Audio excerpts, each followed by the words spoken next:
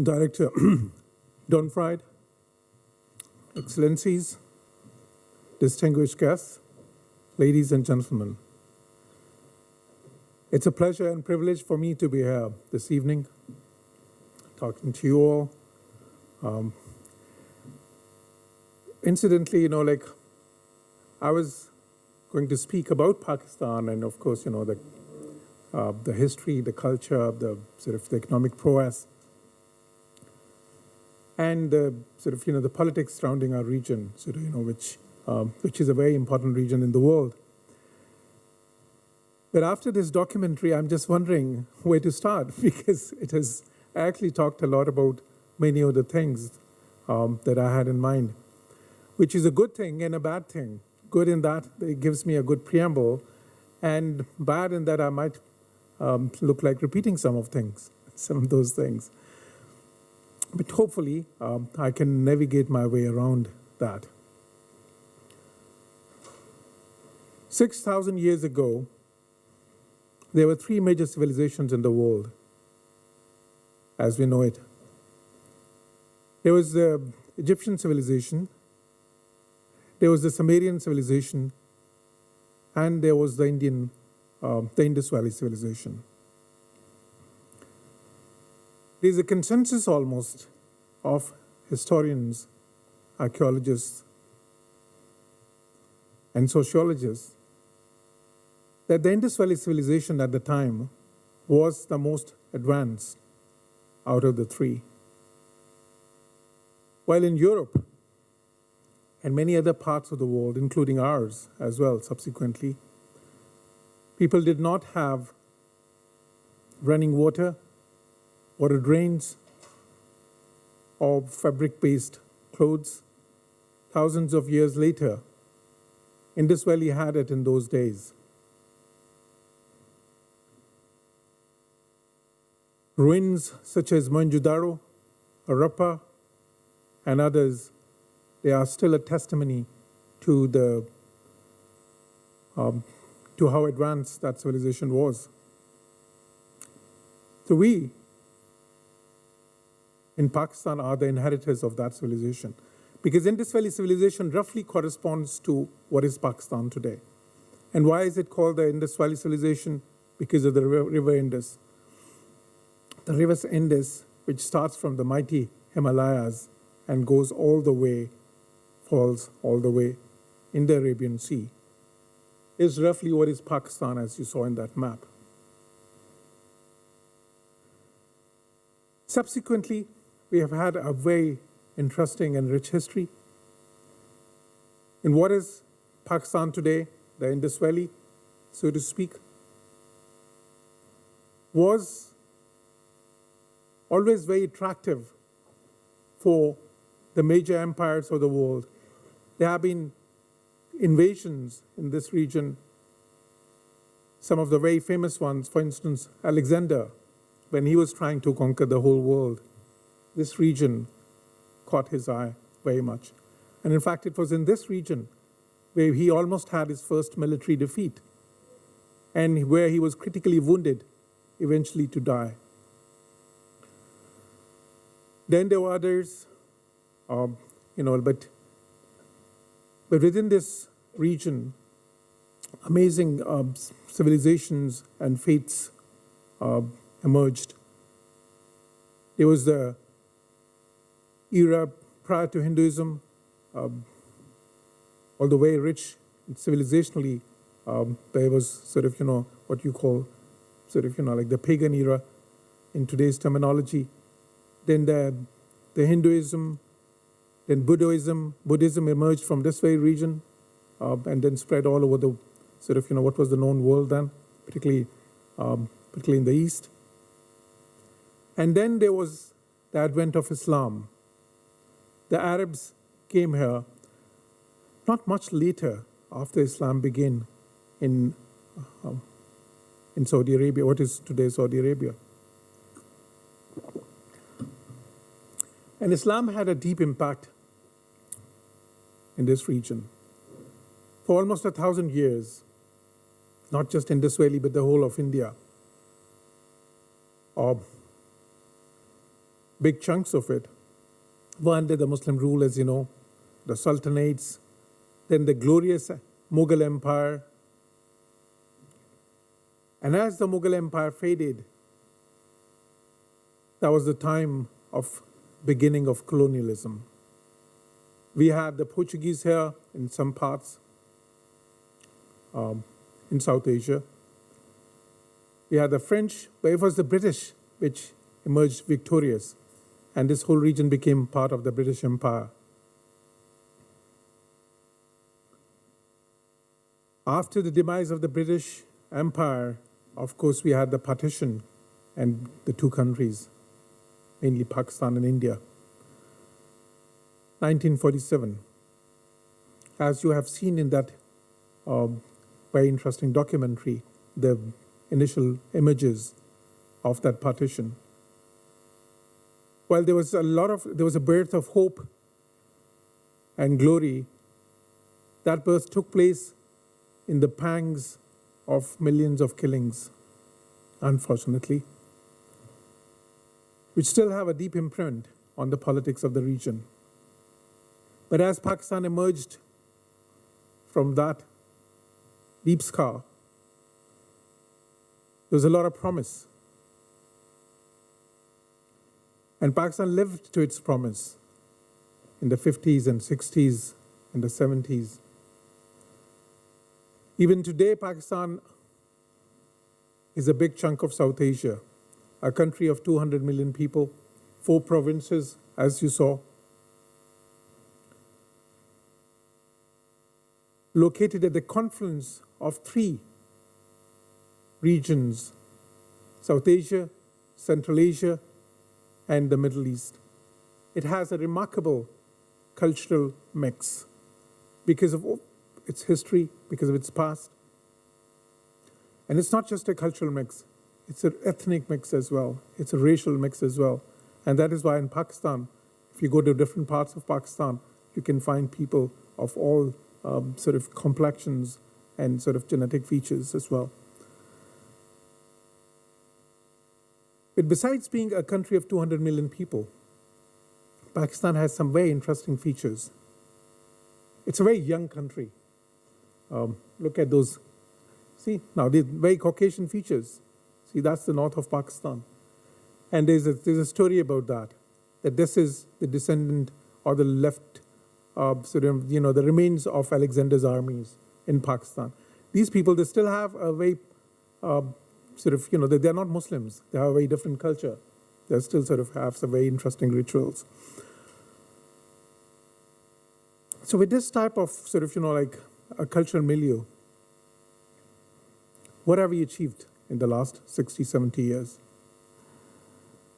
We are a big country. We all know that. We are a young country, not just in terms of the birth, but also in terms of the population that we have today.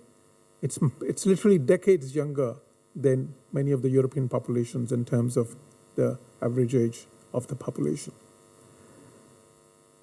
It's a very vibrant society. While there's this sort of, stereotypical image of Pakistan in the West today, that there's a lot of extremism in Pakistan, there's terrorism in Pakistan, there's a lot of, like, some conflicts in Pakistan, like Shia Sunni or other ethnic conflicts. There's some security issues there. Well, some part of that was true. We have faced the biggest challenge of terrorism in the world in the last 15 years or so. We were in the epicenter of the global terrorism. And why was that? It was because of the Afghan war, the Afghan invasion, by the Russian invasion of Afghanistan in the 70s, 1970s and 80s, starting 1979.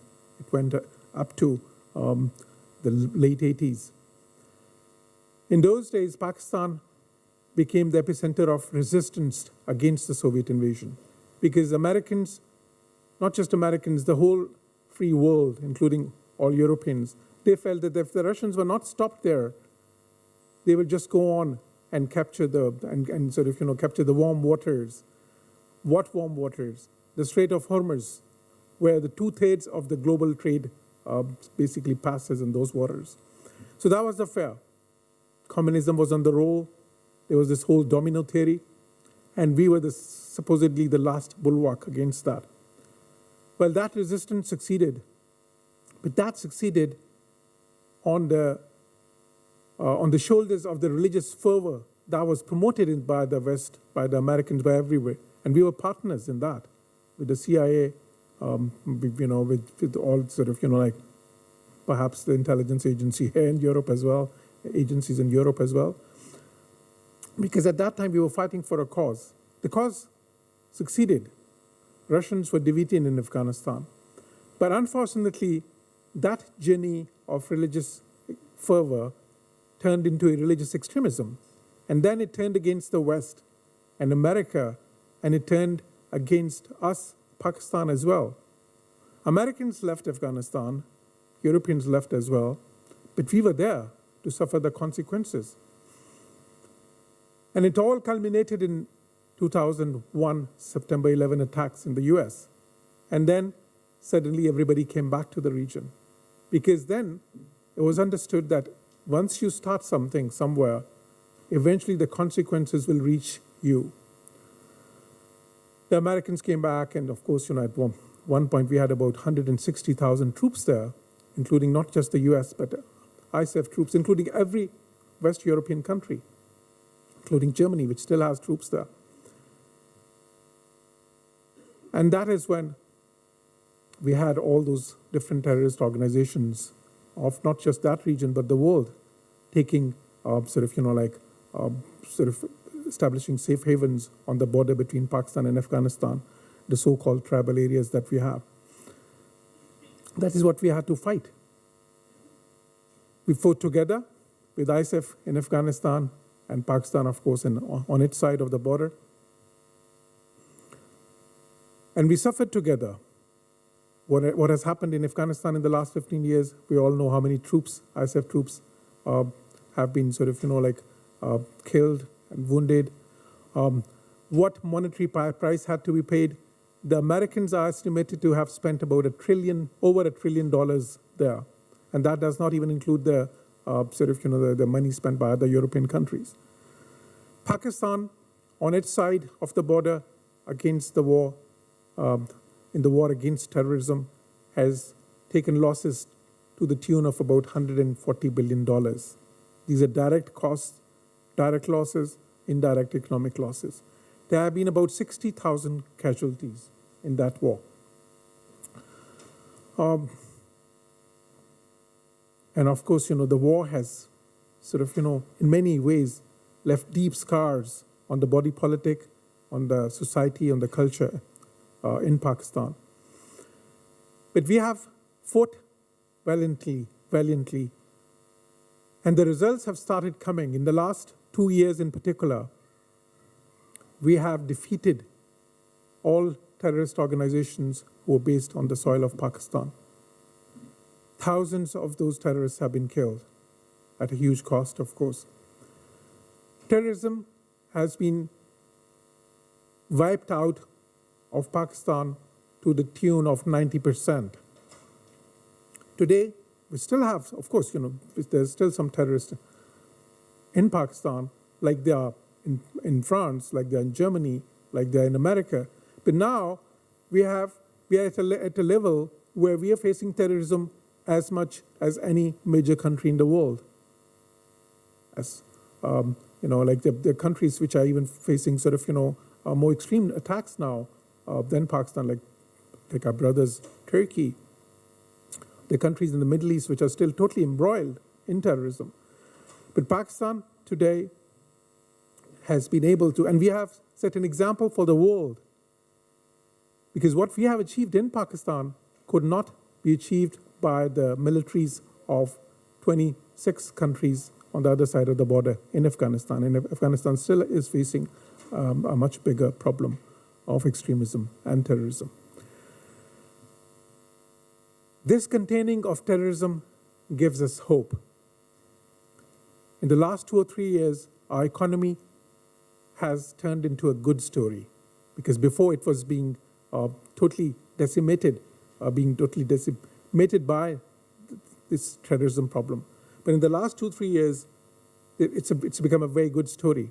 All the numbers are good, whether it's the foreign reserves, whether it's the inflation which is going down, the interest rate which have gone down, the budgetary deficit which has gone down, the industrial production has gone up, the GDP, now we're in the highest GDP growth country in the world. In all areas, there's a vibrant information technology scene in Pakistan. We are now one of the players in the world. Similarly, we have been a player in the textiles, of course, But the more important thing is, it's not even the numbers. It's a feel-good factor in Pakistan. People in Pakistan are are ready for business again. They're open to the world again. A lot of countries have changed their travel advisories for Pakistan, including the UK, which are generally very sensitive to security issues. So in the in the coming years, what we expect in Pakistan is a total turnaround. We already listed, I've been reading all those articles in Economist and Newsweek and many other, the Far Eastern Economic Review, about the emerging Pakistan, which will be one of the global players, inshallah, in the coming decades. Now that is the side of Pakistan which is not well known, which has not sunk into the minds of, let's say the business leaders in Europe, in other parts of the world yet. So this is the, this is the picture of Pakistan, which we want to bring forth, because the stereotypical image of Pakistan might have reflected the reality there of 10 years back, of 8 years back, of 7 years back, but it does not reflect the reality of Pakistan that is there today. You might be seeing all these beautiful images. If you go to Pakistan today, you'd be pleasantly surprised. And that is what is told to me by many friends from here who visit Pakistan, whether for business or for some exchanges, or even on an official visit. You see booming cities there, large cities such as Karachi, 20 million people, or Lahore, which is the cultural heartland, 8 to 9 million people, or Islamabad, Rawalpindi, the twin cities, 5 million people. Fashion scene is booming there. Cultural events are taking place there. Industry and economy, you see people busy in those in their different vocations. It's just like any booming country in the world. And the opportunities there are just amazing. Because it was perceived as a high-risk country in business, there was less investment coming there from Germany and Europe in general in recent years. But that has been a loss, because those who have invested there, in the area of energy, for instance. I know an American company which invested there 10, 15 years back. They stayed there while the situation was pretty bad, although they were based in Balochistan, with the name of Huge Power. They had a $500 million investment. But even despite all the problems that Pakistan was facing, they were making money to the tune that it was so profitable that they decided to double their investment a few years back, while everybody else was looking at Pakistan with as a high-risk country in terms of investment. Similarly, there's a lot of other success stories. Companies from Germany, Metro, for instance, recently they met me. They said that we are opening 20 new stores in Pakistan. We are expanding very fast there. Many other companies like Siemens, China, which is because they are in the region, they understand the region better than others. They are right now, as we speak, involved in a huge mega investment project in Pakistan called the CPEC, China-Pakistan Economic Corridor. It's a $46 billion worth of, not a one project, but different projects in the area of energy, infrastructure development. They are they'll be working with us for development of this new port, which is already operational, Gawada. And Gawada is a critically important port because, because of its location along the Strait of Hormuz on the Arabian Sea. And for Chinese, it's kind of, there's a vital importance because that is their alternative route. They have this main sort of trade, their main trade carried through the South China Sea. But they have been but they want an alternative route as well. And this route also cuts sharply the distance from China's western region to Arabian Sea, cuts it by more than 50%. So it's a much more economical route for them as well. You might have heard about China's One Belt, One Road project, which is almost like a dream. It's so ambitious because China is now one of the biggest, it's probably going in the few years, in terms of purchasing power parity, it's still the biggest. It is now the biggest economy in the world. In terms of nominal dollars, it's set to surpass the US in 10 or 15 years. But it's already the biggest trading nation in the world. And it wants to set up a trade route based on the idea of the original Silk Route that had woven China and all the known world in those days, thousands of years back. So now they have this dream of weaving the world into a one belt, one road project, for greater trade, for easier trade, for quicker trade. And we are a big part of that project. So that $46 billion worth of investment in the first phase, and it increases to $72 billion in the second phase, will transform Pakistan's infrastructure. And so, in energy and road, rail infrastructure. So that brings us to a point where we see a huge opportunity in Pakistan, whether in terms of trade, investment, business, or in terms of cultural exchanges, or in terms of the emerging players in international politics in the world, for countries to interact with, for together for regional and global peace and stability. Now, Pakistan is located in South Asia, as you know. South Asia is literally 1/4 or 1/5 of the humanity in terms of the population. We are talking about literally 2 billion, 1.7 billion population of a region. If you include China to that, of course, then we're talking about half the world population. But South Asia itself is growing as high now as China is. Now, as you might have known, India's GDP growth rate has now presently surpassed that of China. Same is the case with other countries in South Asia. Pakistan is 5.7%, fifth highest in the world right now. So this is now the region which would become the engine of world's economy. This will be the region which will surpass in the coming years the GDP of probably the entire Europe. And the whole world is interested in fostering greater economic cooperation with this region. But it's not happening at the pace that it should be happening. What is the reason? The reason is that the South Asia is facing some political challenges, some security challenges. And why do we have those challenges? It's simply because of the the problems, the issues between two of the protagonists of the region, two of the leading players of the region. And who are those two leading players? India and Pakistan. Unfortunately, the way partition happened, it left some unfinished agenda, primarily the dispute of Kashmir. You must have heard about that. And that, unfortunately, is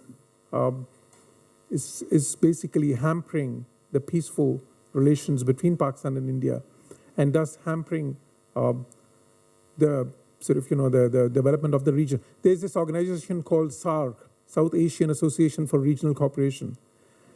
SAARC is 1.7 billion people, but unfortunately, intra-trade SAARC is not yet anything to boast of. And again, because of this problem between India and Pakistan. We are trying to resolve that. Pakistan and India had entered into various dialogues, into various mechanisms called a composite dialogue. But the problem is that, like when it comes to Kashmir, then the will is not there. There are United Nations Security Council resolutions on Kashmir because it's a disputed region. I'm not going to go deep into the history of Kashmir, but suffice to say, it's a region which is, it's a beautiful region, perhaps more beautiful than Switzerland. But it's a disputed region. When Pakistan and India were partitioned, Kashmir, we feel, should have been a part of Pakistan. India occupied 2/3 of it. 1/3 is kind of, is basically Azad Kashmir, like free Kashmir, so to speak. But it was decided by the UNSC, United Nations Security Council, that there'll be a plebiscite in Kashmir, and they will decide where they want to go. Unfortunately, we always wanted to have that plebiscite, but India they agreed. They promised to have that plebiscite, but then somehow they changed their mind. And even today, the Kashmiris, they're striving for their right of self-determination for that plebiscite, so they could decide the issue on the basis of their aspirations. Now, it's very interesting that in Europe, and I see even in Canada, the countries have no problem having plebiscites. There was recently a plebiscite a few years back in Scotland. They said, okay, there was a movement there for being independent. They said, okay, you want to be independent? Have a plebiscite. And then, of course, as you know, in plebiscite, those who wanted independence, they were defeated. Similarly, in Canada, there was this state of Quebec, which had long aspired for independence. And then they say, okay, you want that, have a plebiscite. So sometimes, Europeans find it hard to understand why could, there be no plebiscite so that the people decide. But the politics of the region is much more complex than that. Unfortunately, in the recent days, there have been as has been happening since 1980s, again, a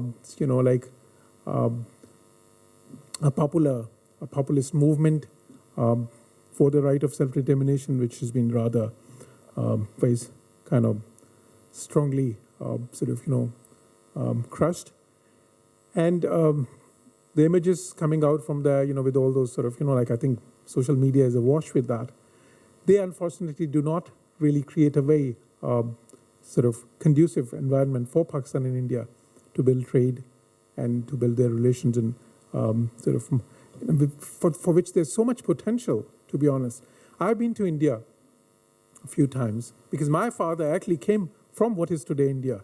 And that's an interesting fact, how our history is intertwined. The Indian ambassador here and we actually, we have, our origin is from the same city, Amritsar, So, but despite that, the history is, it's so intertwined. And there's so much goodwill sometimes between the people. Whenever I go to India, it's an amazing goodwill that you find there. And when Indians come to Pakistan, again, people-to-people level, there's an amazing goodwill. But somehow, these issues have not been, the governments have not been able to resolve the issue, particularly as per the the advice of the United Nations Security Council. And because of that, peace is still elusive in that region.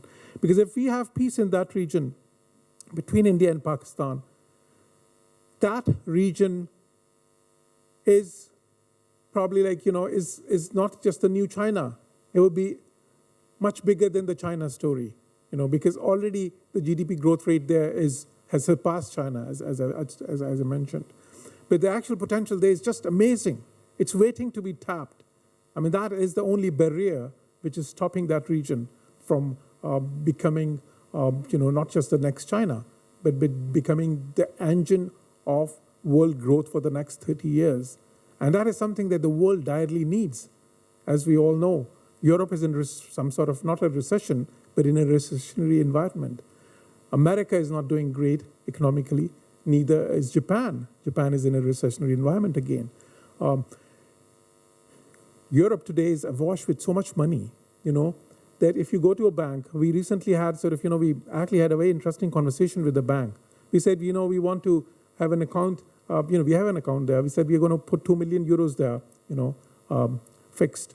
What interest do you give us? You know what they said? 0%. In fact, you will have to pay us 900 euros a month to keep the money there. So Europe is, the capital has no value in Europe today in terms of, the return of investment and equity, in this type of environment. In South Asia, that 2 million euro could be sort of, could be just amazing, outrightly sought after. And there's so much potential for that 2 million euros to make like 15, 20, 25% return on an equity for a year. But for this this security challenge, as you know, we have both nuclear powers as well, Pakistan and India. We have two of the very few nuclear powers in the world. And that again brings an element of insecurity in the region. Two nuclear powers, having problems with each other, having territorial disputes with each other. It's a nightmarish scenario. So we hope that, we would be able to have a serious, meaningful dialogue with India, as both countries have been claiming to want. And this problem would be resolved, to the not just to the wishes of the two countries, but more importantly to the aspirations of the Kashmiri people, so that, they live in peace, the region lives in peace, and moves forward in its journey of hope and development and prosperity. Thank you.